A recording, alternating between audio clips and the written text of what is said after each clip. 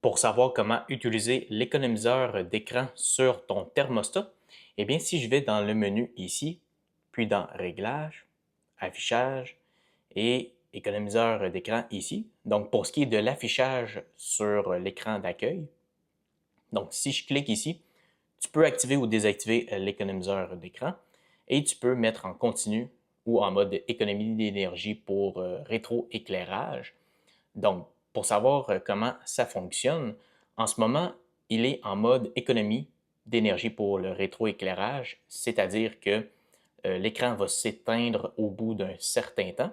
Si je le mets en continu, comme ceci, eh bien, l'écran va rester allumé.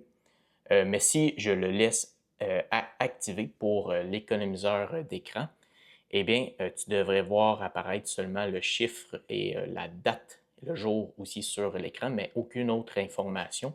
Donc, si je désactive par contre l'économiseur d'écran, eh bien, ce que ça va faire, c'est que à l'écran d'accueil ici, tu vas voir toutes ces informations-là.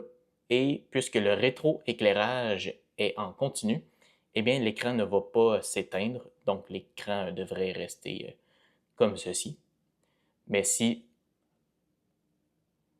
l'économiseur d'écran est activé, ici, et je le mets en mode économie d'énergie, eh bien, l'écran d'accueil, en fait, tu vois le chiffre ici, 23. Ce chiffre va rester apparaître.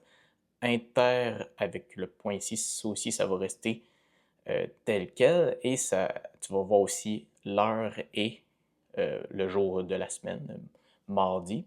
Donc, et le rétroéclairage est en mode économie d'énergie, donc l'écran va s'éteindre donc au bout d'un certain temps. Donc, si les deux options sont activées pour ce qui est de l'économiseur d'écran et l'économie d'énergie, eh bien, l'écran va s'éteindre comme ceci. Si j'appuie ici, tu vas voir le chiffre 23, inter, l'heure et la date et aucune autre information.